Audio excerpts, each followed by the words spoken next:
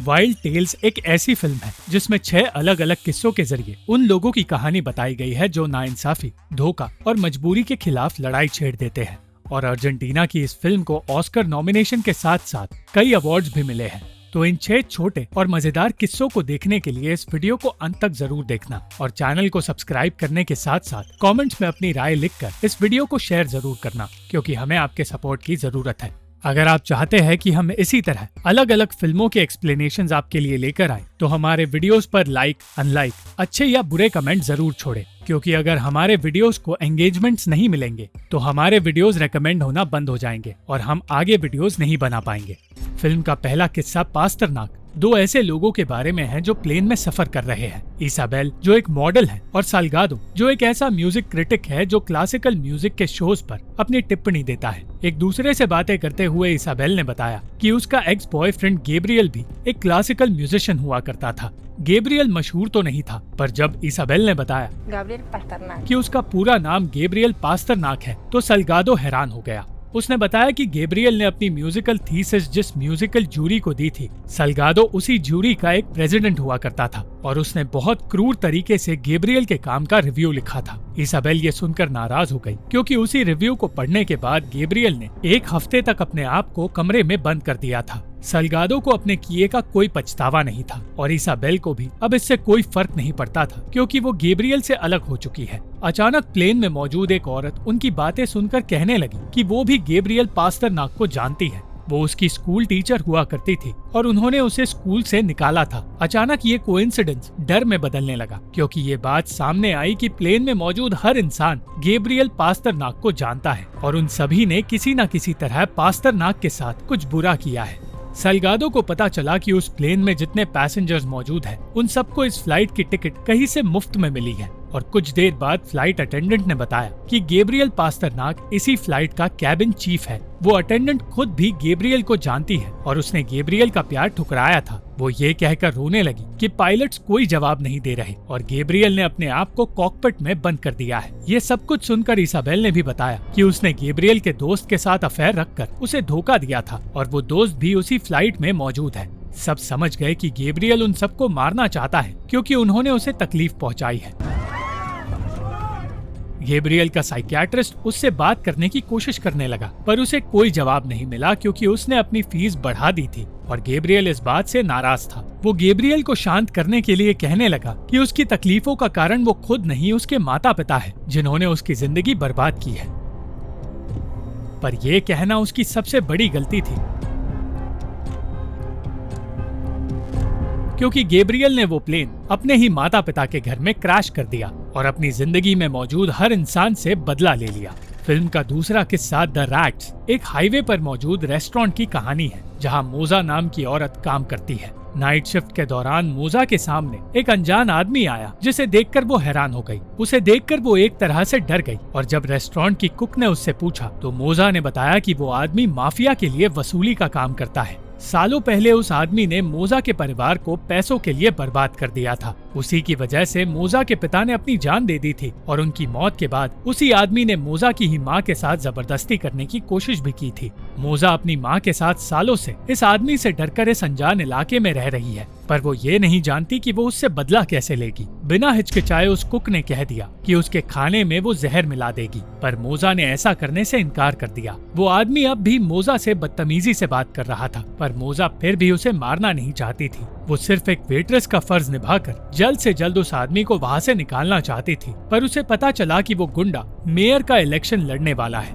वो कुक पहले भी एक कत्ल कर चुकी है, इसलिए उसका कहना था कि उसे फिर से जेल जाने में कोई एतराज नहीं। चाहकर भी मोजा उसकी बात नहीं मान पाई, पर उसे खाना देकर जब वो किचन में वापस आई तो उसे पता चला कि कुक खाने में जहर मिला चुकी है। मोजा जेल नहीं जाना चाहती थी, पर कुक का कहना था कि पुलिस को उन पर कोई शक नहीं होगा, क्योंकि वो ये कह देगी कि जहर गलती से खाने में गिर गया था। अचानक उस आदमी का बेटा भी वहाँ आ गया और मोजा खाने के प्लेट को वहाँ से निकालने की कोशिश करने लगी ताकि उसका बेटा जहर ना खा ले। कुक को इस बात से कोई फर्क नहीं पड़ रहा था कि एक मासूम लड़का भी मारा जा सकता है, पर मोजा उसे बचाना चाहती थी, इसलिए उसने उस गुंडे के चेहरे पर खाना फेंक दिया ताकि वो और उसका बेटा ये खाना खा न पाए। बात हाथ से निकल गई जब मोजा को बचाने के लिए कुक ने उस आदमी को जान से मार दिया। उस आदमी को मारकर कुक ने मोजा का बदला पूरा किया और बिना किसी पछतावे के खुद गिरफ्तार हो गई। फिल्म का तीसरा किस्सा द स्ट्रॉन्गेस्ट डिएगो नाम के आदमी का किस्सा है, जो शहर से दूर पहाड़ों और रेगिस्तान के बीच सफर कर रहा है। डिएगो एक ऐसा आदमी है जो हारना पसंद नहीं करता, इसलिए जब उसके आगे एक ऐसी गाड़ी आई जो धीमी स्पीड से चल रही थी तो बेचैन होकर वो उस गाड़ी को ओवरटेक करने की कोशिश करने लगा। वो ओवरटेक करने में कामयाब हुआ और गाड़ी के ड्राइवर को गाली देकर आगे बढ़ा।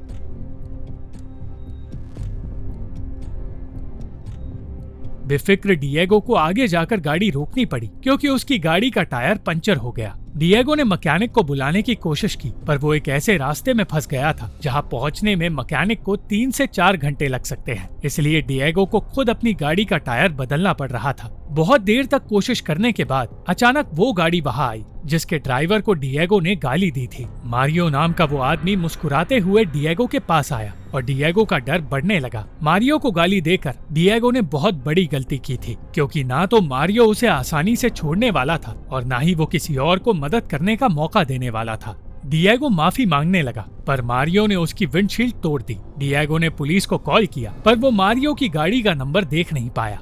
डिएगो को लगा कि अब मारियो उसका पीछा छोड़ देगा, पर उसने कुछ ऐसा किया जो डिएगो ने एक्सपेक्ट भी नहीं किया था। अपनी इस बेइज्जती के बाद डिएगो ने भी अपना आपा खो दिया और उसने फैसला किया कि वो मारियो से बदला लेकर रहेगा।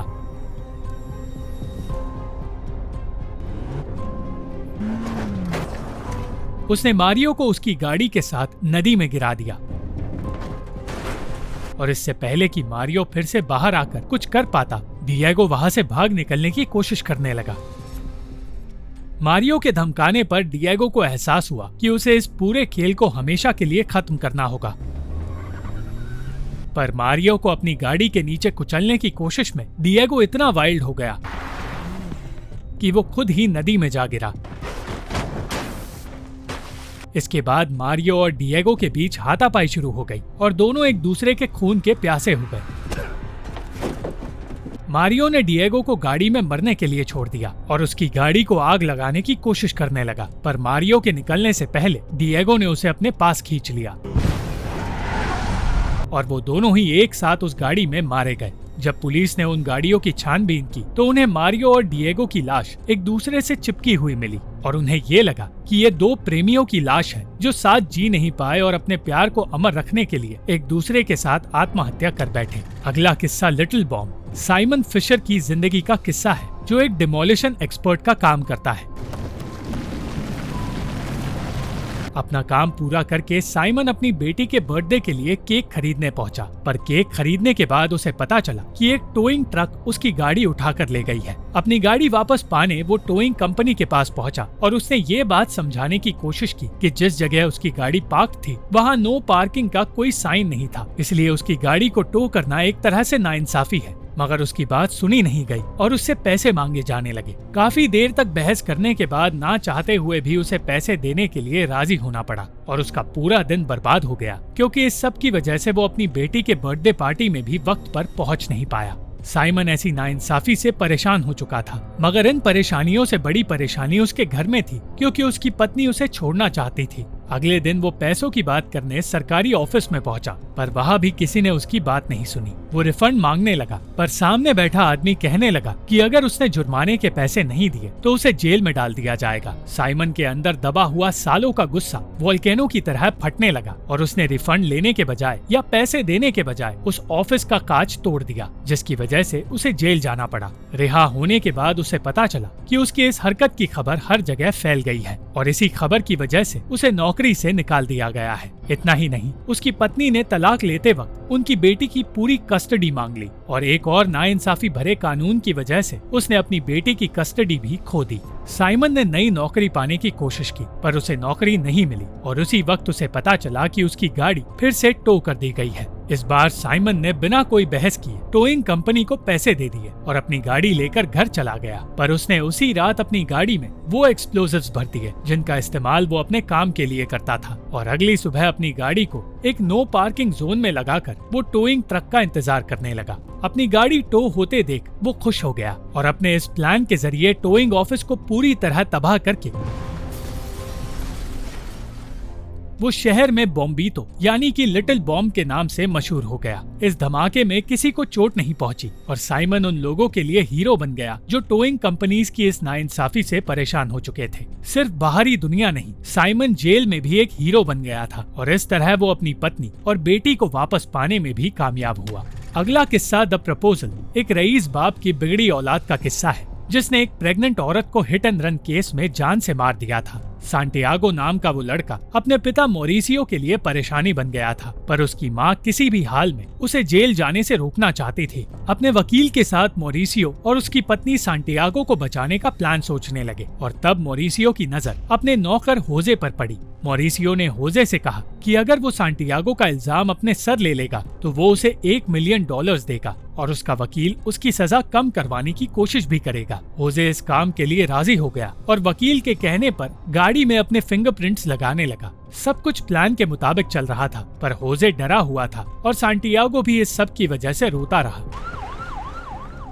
जल्द ही पुलिस के साथ प्रोसिक्यूटर फिस्काल मोरिसियो के घर आ पहुंचा और तब टीवी पर यह खबर आई कि उस प्रेग्नेंट औरत का पति बदला लेने का फैसला कर चुका है। होजे से पूछताछ होने पर फिस्काल को शक हुआ कि ये सारी कहानी झूठी है और उस रात गाड़ी होजे नहीं चला रहा था। उसका शक सही साबित हुआ जब उसे पता चला कि होजे को उस गाड़ी के बारे में कुछ पता ही नहीं। मजबूरी में मोरिसियो के वकील ने फिस्काल को अपने प्लान में शामिल करने का फैसला किया और फिस्काल $1 मिलियन के लिए सांटियागो को बचाने के लिए राजी हो गया। होजे को जब ये बात पता चली तो लालच में उसने और ज्यादा पैसे मांग लिए और जैसे ही ये सारी डील्स तय हुई, सांटियागो कहने लगा कि वो मीडिया के पास जाकर अपना गुनाह कबूल कर लेगा। इस बात ने मोरिसियो को आपा खोने पर मजबूर कर दिया, मगर वो जल्द ही शांत भी हो गया। प्लान कामयाब हुआ। होजे को पुलिस के सामने ले जाया गया, मगर जैसे ही वो घर से बाहर निकला, उस प्रेग्नेंट औरत के पति ने उसे सबके सामने जान से मार दिया। फिल्म का आखिरी किस्सा एक जूइश शादी का किस्सा है जहां पूरा परिवार खुशी खुशी एंजॉय कर रहा था।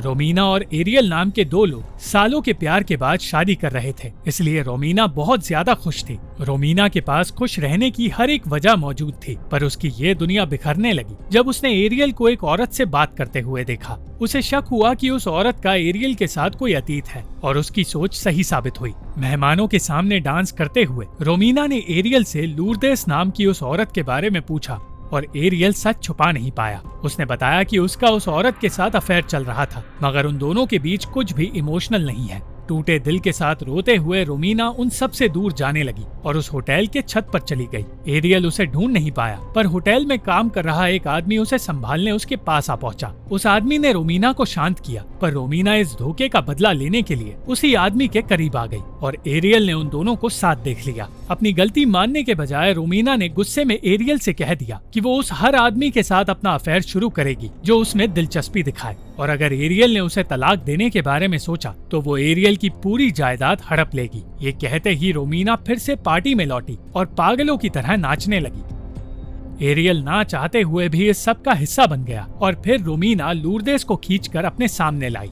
अपना आपा खोकर उसने लूर्देस को अनजाने में आईने की ओर धकेल दिया। पूरी शादी बर्बाद हो गई, पर रोमीना का मन अब भी भरा नहीं। वो पागलपन करती रही और ये देखकर एरियल रोने लगा। रोमीना ने फोटोग्राफर से कहा कि उसे एरियल और उसकी माँ का रोना रिकॉर्ड करना होगा और उस वीडियो को वो अपनी अगली शादी में दिखाएगी। अब एरियल की माँ और रोमीना के बीच हाथापाई शुरू हो गई और डॉक्टर्स को वहाँ बुलाना पड़ गया। अंत में रोमीना के शांत होते ही एरियल उसके पास आ गया, क्योंकि वो समझ गया कि रोमीना ने अपनी सारी भड़ास निकाल दी है और वो भी रोमीना की ही तरह सबको डराकर इस शादी को आगे बढ़ाने लगा। दोनों पति पत्नी का पागलपन देखकर लोग समझ गए कि वो एक दूसरे के लिए ही बने हैं और इस तरह दुनिया की सबसे अजीब और सबसे वाइल्ड शादी सक्सेसफुल हुई।